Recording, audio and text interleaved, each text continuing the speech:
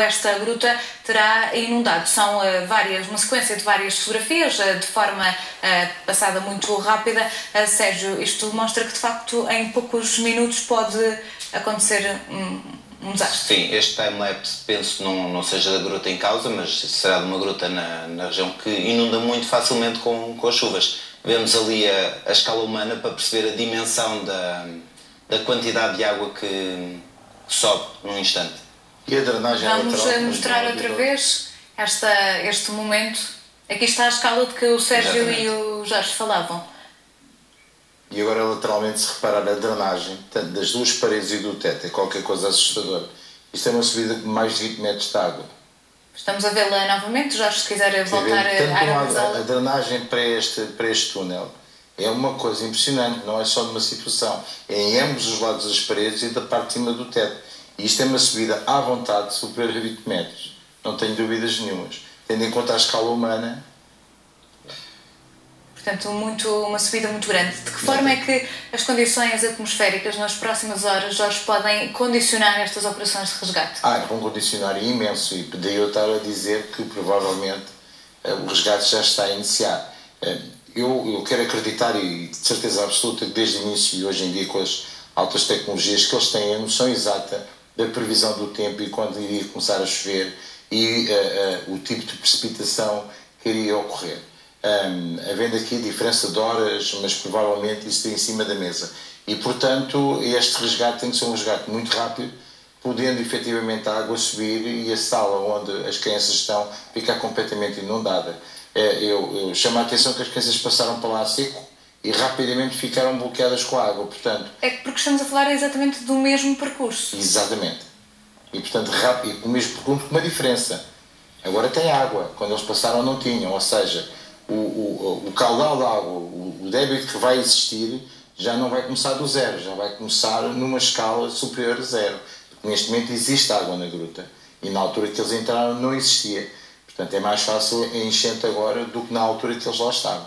Mas o Jorge tem dito que tem que ser uma operação rápida por causa deste avanço nas chuvas. Certo. Isso pode também fazer com que seja uma operação não tão bem sucedida. A rapidez é inimiga da perfeição. É verdade.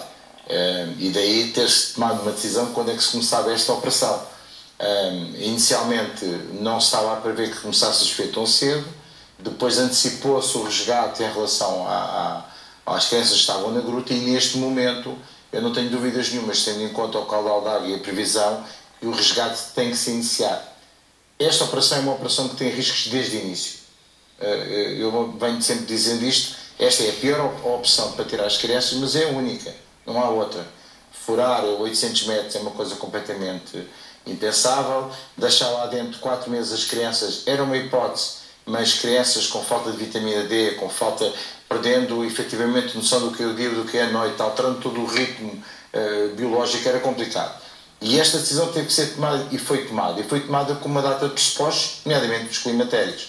E, portanto, eu não tenho dúvidas nenhumas que quem está a comandar a operação tem noção do risco que esta operação tem, mas teve que a tomar. Tendo em conta todos estes riscos, professora Rui Pereira, e a corrida contra o tempo, que cuidados é que devem ter para este plano ser bem sucedido? Bem, é evidente que a operação, no plano técnico, está a ser executada com grande cuidado. Esta ideia de 2 mergulhadores por cada criança, de separação temporal das ações de salvamento, indicia um grande cuidado na preparação técnica da operação. E não nos esqueçamos de que estão mergulhadores de outros países, para além da Tailândia, extraordinariamente preparados e capazes. Aliás, dos 90 mergulhadores, 50 são estrangeiros. O grande problema aqui, é a existência das chuvas. Porquê? Porque se a situação se mantivesse estável, não digo que tudo fosse fácil, mas era muito mais fácil. Continuaria a drenagem da água e as operações seriam faseadas com uma certa calma. Mas não. O que há aqui de ameaçador é a continuidade das chuvas muito intensas, que podem criar uma área submersa muito maior e dificultar um ponto insuportável as ações de salvamento. Portanto, digamos assim, as autoridades tailandesas, e eu coloco-me facilmente no lugar do Ministro da Administração Interna. As autoridades tailandesas estão entre a espada e a parede. Simplesmente numa situação destas, a saída mais perigosa e aquela pela qual não podem ir é não decidir nada e ficar à espera que aconteça qualquer coisa. Isso não pode acontecer. Permita-me a expressão, baratas tontas, não é? Pois, portanto, realmente eu concordo com aquilo que está a ser decidido. De facto, seria mais prudente abrir uma saída na vertical, mas 900 metros, para dar uma imagem que todas as pessoas compreendem, é metade da altitude da Serra da Estrela. 900 metros é uma distância impressionante. Drenar toda a água é impossível, sobretudo se continuarem as chuvas. Portanto, a única saída é realmente esta. E tem de-se apostar nesta com as maiores precauções possíveis. Vamos agora ver uma imagem que tem circulado na internet nas últimas horas. Mostra dois mergulhadores, aliás, três mergulhadores, depois com aquilo que parece ser talvez uma maca, mas pedia precisamente a ajuda ao Jorge Mendes. Não é uma imagem divulgada oficialmente. Que interpretação é que se pode fazer destas fotografias? Bem, eu diria que esta situação, até por a água estar tão transparente, que não é naquela gruta. Primeira questão. Ou seja, coloca de parte que seja uma imagem relativa ao resgate destas crianças. Completamente. Esta água é uma água que se vê perfeitamente, tem uma iluminação perfeitamente acessível, conseguimos ver toda a operação, portanto, tendo em conta as indicações que vêm do local que a água está completamente turva, não é de certeza. Aquela maca que está ali é uma maca de espélio, de recuperação de espélio, e não sei se será um exercício, será mesmo uma recuperação, mas penso que será um exercício dentro de uma gruta, mas retiro, não é de certeza na gruta que estão as crianças, a não ser que a água esteja ficada assim de repente, mas eu duvido que não. Estou convencido que isto é noutro local. O Sérgio já trabalhou, inclusive, ou trabalha com este tipo de macas. O que é que lhe parece que seja esta imagem? Sim, nós dentro da Federação Portuguesa de Espeleologia estamos associados à European Care Rescue Association, onde existe este tipo de macas, exatamente. Existem também este tipo de macas para resgate debaixo d'água, isto é, preparadas já com garrafas para vítimas, e concordo com o que o Jorge estava a dizer. Quase certeza estas imagens não serão da gruta, mas sim da possibilidade de trazer talvez até crianças que estejam mais débeis no interior da maca.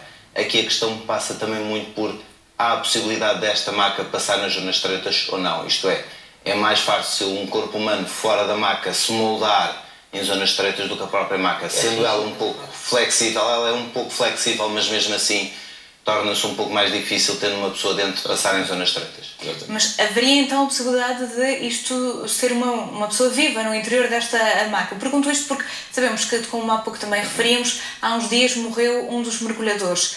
É mais provável que seja um transporte de uma vítima mortal ou de alguém vivo? Neste caso, e acreditando que esta imagem não é da gruta, acredito que isto seja talvez um treino, e acredito que seja uma pessoa viva. Sim, já trabalho com este tipo de macas e sim, há a possibilidade de transportar pessoas vivas no interior desta maca, seja seco, seja no interior da água. Mas será assim que estes jovens vão sair ou vão sair sem esta estrutura? Esta estrutura acredito que seria uma solução mais fiável, isto é, a própria criança não teria tanto que se mexer tanto, estaria mais salvaguardada. E que o problema mesmo é se perceber qual é a dimensão da gruta e perceber se há a possibilidade de tirar as crianças no interior da maca ou não. Não havendo essa possibilidade, a criança vai ter que ter alguma autonomia para jogar nas zonas mais estreitas. Estas crianças, como a Joana há pouco referias, têm algum espírito aventureiro, até porque foram ter estas grutas. Isso, de alguma forma, pode jogar a favor delas nesta situação? Sim, joga. O facto de serem crianças que estão a fazer desporto, que têm este espírito de aventura e que estão ainda na sua equipa, na equipa com que estavam a jogar, isso são tudo fatores de proteção. Só que, numa situação de elevada tensão, as pessoas racham, as pessoas cedem, as pessoas quebram. E as crianças também, naturalmente. E, portanto, aquela situação da maca, eu compreendo que ela pudesse ser usada para crianças que estivessem mais debilitadas fisicamente, eu penso que era isso que também estava a dizer, não é? E que não consigam tão bem já ter uma motoricidade tão harmónica, não é? Tão capaz para passar em algumas zonas. Tem, claro, esta questão de ser uma estrutura mais rígida e, portanto, menos adaptável. Ou então crianças que estejam muito nervosas e com isso não consigam também fazer que possam o percurso. prejudicar Exatamente. o bom sucesso da operação. Claro, porque aqui os dois mergulhadores controlam completamente a criança, não é? Uma criança que não vá numa estrutura destas, que vai ter uma autonomia para o bom e para o mal, não é? Para o bom, para poder também fazer o percurso e, nesse sentido, dividir os esforços com os mergulhadores, para o mal, porque se desorganiza, se a criança se desorganiza, se descompensa em algum momento da retirada da gruta, pode prejudicar e comprometer toda a operação. Na maca e naquela estrutura ficam todos mais protegidos. Tem, de facto, esse revés de não ser tão maleável e tão adaptável nos chifões que são mais estreitos, claro. Mas eu compreendo que se pudesse ser usada uma estrutura dessas para acalcular algumas situações de descompensação. Em relação a essas situações de descompensação que podem acontecer neste resgate, Jorge, além do papel psicológico de que a Joana também já tem aqui falado, medicamente estes jovens podem ser administrados com, por exemplo, calmantes para fazerem este percurso, se forem, por exemplo, na maca? Podem, é evidente, se forem na maca podem. O ciclo respiratório baixa, a ansiedade baixa e é mais fácil manobrar a criança, portanto ela calma dentro da maca. Já não se pode esquecer que aquela maca também é um espaço extremamente confinado, portanto a criança não tem depois a liberdade de movimentação e portanto é isso sim. Sedada. Exatamente, é isso que eu ia dizer. Eu, por acaso, na primeira vez que estive a falar aqui na CEU, a minha primeira reação como clínica seria sedar as crianças para as proteger. E usar uma coisa deste género, tipo sarcófago, não é? Uma estrutura que as permitisse. Mas, claro, tem a questão de poder manobrar dentro da gruta. As coisas mais estreitas, não é? Exatamente. Nós não temos a dimensão exata da gruta. Temos falado em espaços confinados, temos visto alguns desenhos. Pelos desenhos, se os desenhos correspondessem à realidade, esta maca era muito difícil de passar. Porque temos zonas em que tem que se curvar e torcer. Em que não podem sequer passar duas pessoas ao mesmo tempo. Não pode passar direita, pelo menos um adulto, pelo que se viu do desenho dos mergulhadores. É muito porque se não fosse isso, claro. Fazer um certo contorcionismo para passar em certas zonas. Se não fosse isso, era a solução ideal, não é? Claro. Porque numa estrutura protegida, a criança ir sedada, mesmo que fosse uma sedação ligeira, de forma a baixar o nível de ansiedade, era a opção ideal, sem dúvida alguma. Aqui temos a ver resgate com 3 pessoas. Isto não é de certeza lá. Mas pode ser, por exemplo, um ensaio para aquilo que poderia acontecer na gruta? Duvido, sinceramente. Duvido. É evidente que quem lá está tem experiência para fazer este tipo de resgate. Mas duvido que este ensaio fosse para a gruta. Sérgio, muitas dúvidas. Estamos a falar de um adulto, o treinador com 25 anos, e depois crianças entre os 11 e os 16 anos. É algo que as favorece a idade neste percurso? Sim. Poderá ser uma vantagem, isto é, nós quando somos mais jovens temos mais aquele espírito aventureiro. Todos nós pensamos, havia coisas que eu fazia quando era jovem que hoje em dia já penso, mas como é que eu consegui fazer aquilo? E nesse aspecto pode ser uma vantagem, isto é, as crianças podem ser um pouco mais destemidas nesse sentido e as favorecerem algum... E em termos de capacidade de aprendizagem, por exemplo, no mergulho, também é melhor? Aí não sei se será uma grande vantagem, isto é, esta capacidade de serem mais destemido às vezes também acarreta terem menos responsabilidades, perceberem menos, terem menos atenção a algumas coisas, e estamos a falar de um mergulho que é muito técnico, tem que ter noções de muitas coisas, e aí um adulto tem mais vantagens. E Sérgio, isso é invisibilidade. Exatamente, sim. Mas, por exemplo, Jorge, em relação aos espaços muito confinados, estas crianças têm mais vantagem face ao treinador? Ao nível de volume e ao nível corporal, sim. Isso sem dúvida nenhuma. Aliás, terão mais vantagens até que o próprio mergulhador, que leva equipamento, e alguns deles levam, como se viu na imagem, equipamento em duplicado, que é assim que terá que ser feito. Mas aqui a grande dificuldade, independentemente de estar dentro da água e da distância, é estar dentro da água e não se vê nada. Aquela imagem que está ali, se a água fosse assim, era ótimo. O mergulhador olha para a criança com mais olha para o mergulhador. Não tem contacto visual, só isso já muda toda a operação. Pode fazer sinal, faz sinal, está tudo bem, anda comigo, ele está a falar, sem ver nada. É um espaço completamente escuro. Ele está a falar e a criança está a ouvir o mergulhador a falar, mas não o está a ver. Sabe que ele está ali, mas não o está a ver. E isso torna-se muito complicado. Torna-se complicado para o adulto, quanto mais para uma criança. Aliás, por isso é que é obrigatório serem dois, não é? Exatamente. Por isso é que é obrigatório ir um à frente e o outro desenho atrás. que é apresentado vê-se perfeitamente que o primeiro mergulhador leva a mão na corda de segurança, o segundo mergulhador leva a corda na mão de segurança e a criança está em comunicação com o primeiro constantemente. A Tailândia tem alguma história que no que diz respeito a catástrofes naturais? De que forma isso poderá influenciar também a atitude que as autoridades têm tido no resgate destas crianças? Bem, é evidente que estas histórias e estas experiências dão maior capacidade aos sistemas de proteção civil. Por exemplo, infelizmente, o nosso sistema de proteção civil está habituado a combater incêndios florestais. Porquê? Porque tem havido incêndios florestais catastróficos, inclusivamente no ano passado. E, portanto, na Tailândia, o histórico que haja destas experiências torna os serviços mais capazes. Mas nenhum país do mundo está preparado para enfrentar uma situação com esta originalidade e este grau de dificuldade. Isto parece um filme. E por isso mesmo, um filme, mas um filme de alta ficção. Exatamente. E por isso é que vemos ali entre 90 mergulhadores, 50 estrangeiros. É evidente que há aqui uma espécie de internacional de proteção civil para enfrentar um incidente. Bem, eu não tenho memória de um incidente mais difícil do que este. Francamente falando. Claro, já houve catástrofes maiores, não é disso que eu estou a falar. Mas um desafio. Um resgate, não é? Um desafio resgate. em termos de resgate à capacidade humana, à capacidade de um sistema de proteção civil, não me lembro de um mais difícil. Porque desde a primeira hora nós vimos que todas as alternativas eram complicadíssimas e é uma situação desesperante porque é uma situação em que sabemos que estão ali crianças vivas, com o treinador, em que temos de fazer tudo, evidentemente, para as salvar, e o grau de dificuldade é enorme e de perigo. Portanto, é um desafio enorme. O nosso tempo está a chegar ao fim e queria ainda ouvir a Joana sobre... Falavas há pouco na questão do stress pós-traumático a um curto prazo, mas a longo prazo, de que forma é que toda esta situação poderá influenciar a vida e a personalidade destas crianças? Vai influenciar certamente, e como eu te estava a dizer há pouco, Daniela, cerca de um terço, estatisticamente um terço destas crianças vão ter alguns problemas psiquiátricos a longo prazo. Daqui a um ano, mais ou menos, vão ter ainda problemas. Ora bem, uma das questões que vai suceder, sobretudo às crianças mais novas, é que elas, neste momento, a sua percepção do perigo que correm, do risco de vida que atravessam, é relativamente difusa.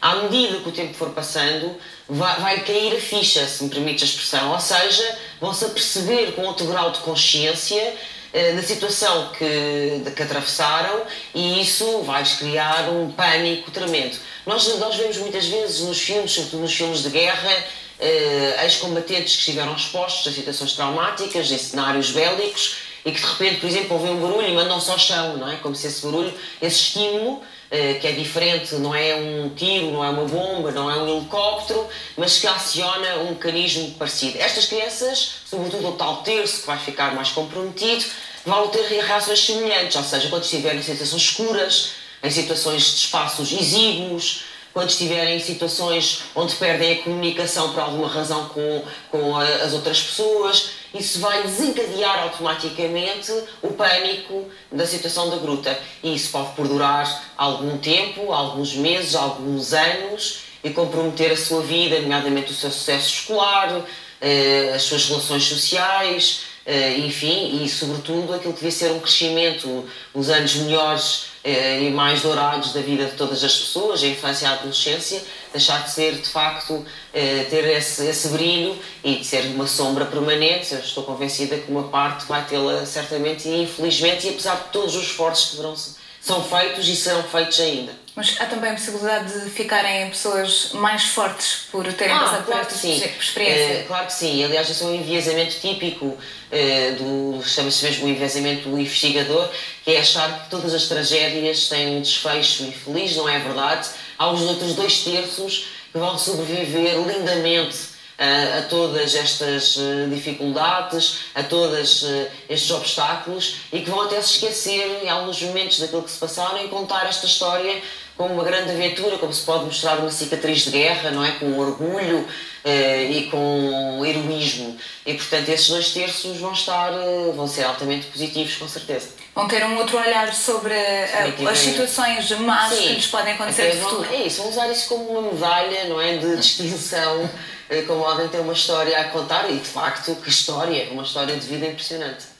Obrigada, Joana, também obrigada ao Sérgio, ao Jorge e ao professor Rui Pereira pela vossa presença neste especial de informação que chega agora.